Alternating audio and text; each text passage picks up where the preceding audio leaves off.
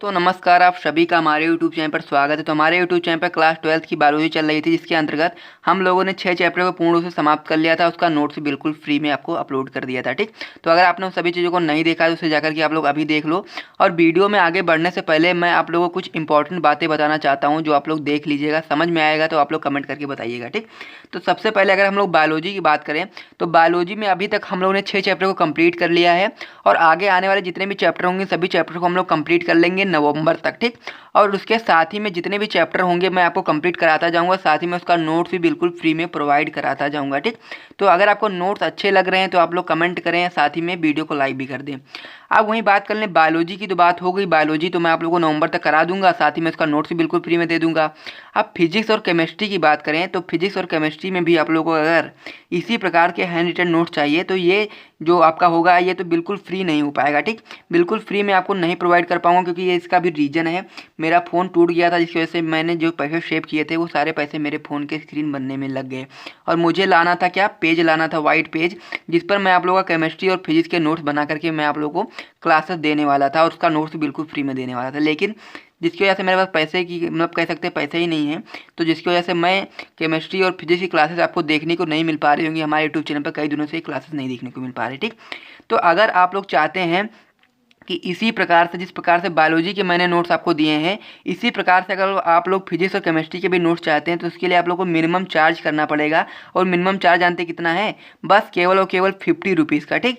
50 rupees अगर आप लोग फिजिक्स में चाहते हैं तो आप लोग को 50 रुपीज़ का करना पड़ेगा, और अगर आप लोग केमिस्ट्री में चाहते हैं तो भी आपको 50 रुपीज़ का करना पड़ेगा। नहीं, अगर आप लोग दोनों चाहते हैं तो दोनों में आप लोगों को केवल और केवल 100 रुपीज़ का चार्ज देना पड़ेगा, 100 रुपये का पेमेंट करना पड़ेगा, ठीक। तो जितना भी पैसा आप लोग देंगे वो पैसा आप लोगों का जो भी आप लोग देंगे उन सभी पैसों से मैं क्या करूँगा, पेज लेकर के आऊँगा, अच्छे अच्छे पेन्स और क्या कह सकते हैं स्केच लेकर के आऊँगा, ताकि आप लोगों को हैंड रिटन कलरफुल अच्छे तरीके से सभी नोट्स को दिया जा सके, ठीक। अब बात कर लेते हैं कि फिजिक्स और केमिस्ट्री में लगभग आप लोगों के 28 से 29 चैप्टर होंगे, ठीक। और उन सभी के नोट्स अगर आप लोग देखेंगे तो आप लोग अगर 100 रुपीज़ में अगर पे करेंगे तो आप लोग को पर चैप्टर आप लोग को 3 रुपये या 3.5 रुपये के अराउंड देना पड़ेगा, ठीक। तो 3 या 3.5 रुपये आप लोग को एक चैप्टर का पे करना पड़ेगा, तो कोई ज़्यादा नहीं है। अगर आप लोग चाहें, अगर आप लोग इंटरेस्टेड हैं तो कमेंट कर सकते हैं, मैं आपको प्रोसेस बता दूँगा किस हिसाब से आपको पेमेंट करना है। अगर आप लोग इंटरेस्टेड नहीं है तो कोई बात नहीं, कोई ज़बरदस्ती नहीं कि आप लोग पे करें ही। और अगर आप लोग इंटरेस्टेड नहीं तो आप लोग बायोलॉजी की क्लासेस तो आप लोग को रेगुलर बेसिस पे मिलेंगे ही, साथ ही में उसका नोट्स भी बिल्कुल फ्री में मिलेगा, ठीक।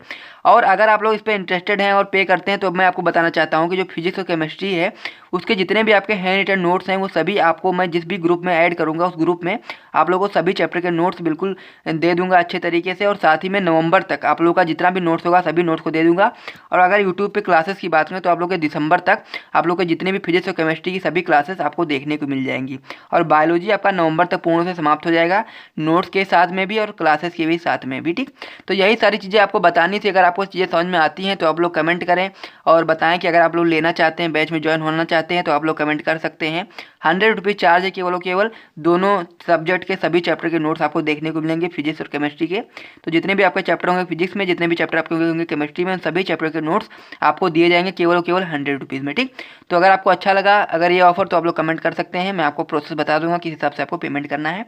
तो चलिए दोस्तों, अब ये सारी चीज़ें हो गई, अब हम लोग चैप्टर की ओर बढ़ लेते हैं। तो हमारा जो चैप्टर है वो है आपका विकास। अध्याय नंबर जो आपका 7वां है बायोलॉजी का वो है आपका विकास, जिसे हम लोग इंग्लिश में कहते हैं इवोल्यूशन।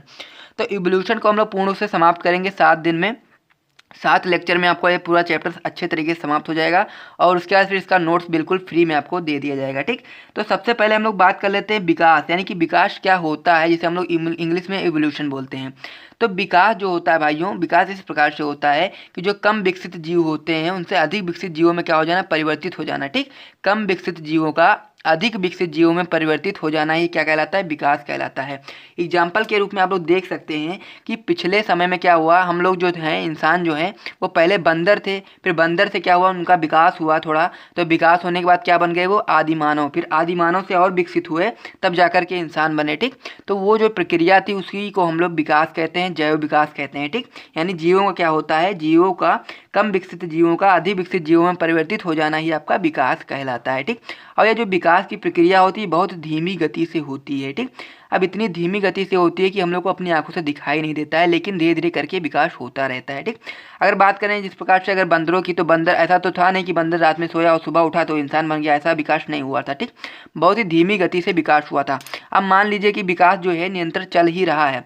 अब इसे मान लीजिए कि हम लोग हैं, तो आने वाले समय में ऐसा होगा कि जो हमारे हाथ होता है, हाथ की जो ये लास्ट वाली उंगली, जो छोटी वाली उंगली होती है, ये आने वाले समय में देखने को नहीं मिलेगी। ये विकास के अंतर्गत ही ये चीज़ें होंगी। आपके कान वगैरह देखने को नहीं मिलेंगे, विकास के अंतर्गत ही ये सारी चीज़ें होंगी। ठीक, तो अगर आपसे परिभाषा पूछता है विकास का, तो आप लोग इस प्रकार से लिख सकते हैं कि कम विकसित जीवों से अधिक विकसित जीवों में परिवर्तित होने की जो प्रक्रिया होती है उसे हम लोग विकास कहते हैं। यह जो प्रक्रिया होती है बहुत धीमी गति से होने वाली प्रक्रिया है, और यह जो प्रक्रिया निरंतर चलती रहती है, यानी कि विकास निरंतर होता रहता है। हमसे जो आने वाले जीव होंगे, यानी कि जो आने वाले इंसान होंगे, वो हमसे अधिक कह सकते हैं बुद्धिमान होंगे, और साथ ही में उनके जो कुछ अंग होंगे वो अंग खत्म हो जाएंगे, जिनका उपयोग वो लोग नहीं करते हैं, वो अंग धीरे धीरे खत्म हो जाएंगे। अब यहाँ तक होगी विकास की बात। अब हम लोग बात करेंगे ब्रह्मांड की उत्पत्ति किस प्रकार से हुई, यानी कि पृथ्वी किस प्रकार से बना ताकि हम लोग उस पर जीवित हैं, आजकल के समय में हम लोग उस पर जीवन जीते हैं।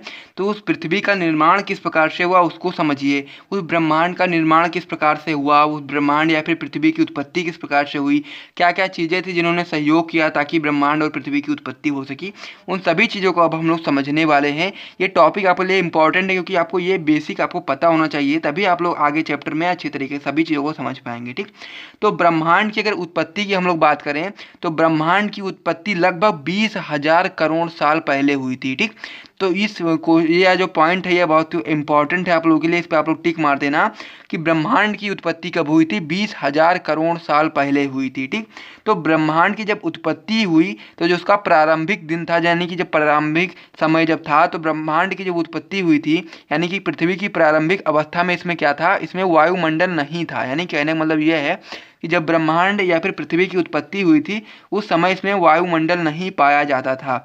उसके बाद क्या क्या चीज़ें हुई जिसकी वजह से वायुमंडल बना वो समझ लीजिए। पृथ्वी जैसे जैसे ठंडी होती गई, यानी कहने का मतलब यह है कि पृथ्वी क्या हुई, धीरे धीरे ठंडी होती गई, और जैसे जैसे पृथ्वी ठंडी होती गई इसमें जलवाष्प, मीथेन, कार्बन डाइऑक्साइड एवं अमोनिया का निर्माण हुआ। और इस प्रकार से जब निर्माण हुआ तो क्या क्या चीज़ें हुई उसे समझिए।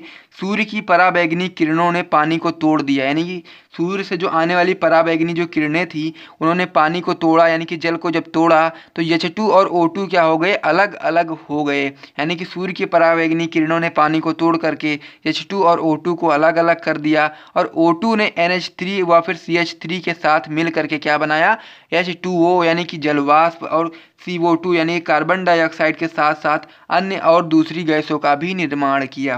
तो ये सारी चीज़ें जो हो रही थी वो ब्रह्मांड के निर्माण में ही सहयोग कर रही थी, यानी कि पृथ्वी के निर्माण में ही ये सारी प्रक्रियाएं सहयोग दे रही थी।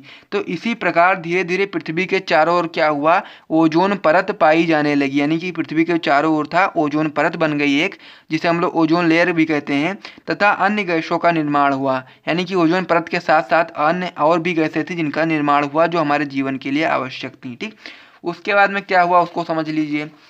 फिर क्या हुआ, पृथ्वी के और ठंडा होने पर, यानी कि जब पृथ्वी और अधिक ठंडा होने लगी तो उनके और अधिक ठंडा हो जाने पर क्या हुआ, जलवाष्प जो था वो बरसात के रूप में बदल गया, यानी कह सकते हैं बादल के रूप में बदल गया। और जब यही कह सकते हैं जलवाष्प जब बादल के रूप में बदल गया, उसका जब बरसात हुई तो पृथ्वी पर जहाँ जहाँ भी गड्ढे पाए गए, जहाँ जहाँ पृथ्वी में दरारें थीं, उन सभी दरारों में क्या हुआ, पानी भर गया, और पानी भरने के बाद वो क्या हो गया, महासागर, नदियाँ आदि का निर्माण हो गया। ठीक, तो इस प्रकार से महासागरों का निर्माण हुआ कि जब जलवाष्प क्या हुआ, बादल के रूप में बदल गया, और बादल के रूप में बदलने के बाद जब उसकी वर्षा हुई तो जहाँ पर भी पृथ्वी में गड्ढे पाए गए उन सभी गड्ढों में क्या हुआ, पानी भर गया, जिसकी वजह से महासागरों का निर्माण हुआ। ये हो गई आपके ब्रह्मांड व फिर पृथ्वी की उत्पत्ति के बारे में सभी बातें। ठीक, यह माना जाता है कि पृथ्वी की उत्पत्ति, यानी कि जब पृथ्वी बन गई, पृथ्वी की उत्पत्ति हो गई, उसके 50 करोड़ साल बाद, यानी कि 50 करोड़ साल बाद, कितने साल के बाद पृथ्वी पर जीवन की उत्पत्ति हुई। अगर आपसे कोई पूछे कि पृथ्वी के बनने के बाद कितने साल के बाद पृथ्वी पर जीवन पाया गया, तो आप लोग बता देंगे कि पृथ्वी के बनने के बाद 50 करोड़ साल बाद पृथ्वी पर जीवन की उत्पत्ति हुई। और जीवन की उत्पत्ति किस प्रकार से हुई, किस प्रकार से जीवों का निर्माण हुआ, किस किस प्रकार से नए नए जीव आते गए पृथ्वी पर, उन सभी को हम लोग नेक्स्ट वीडियो में पढ़ेंगे, यानी कि लेक्चर नंबर 2 में पढ़ेंगे कि जीवों की उत्पत्ति इस पृथ्वी पर किस प्रकार से हुई। तो अगर ये वीडियो आपको पसंद आया तो वीडियो को लाइक कर दीजिएगा। ये आपका लेक्चर नंबर 1 है क्लास 12 बायोलॉजी के चैप्टर नंबर 7 का। ठीक, तो मिलते हैं इसी प्रकार के और भी महत्वपूर्ण वीडियो के साथ। तब तक हमारे चैनल से जुड़े रहें। अगर वीडियो पसंद आए तो वीडियो को कर दें लाइक और चैनल को कर दें सब्सक्राइब। जय हिंद।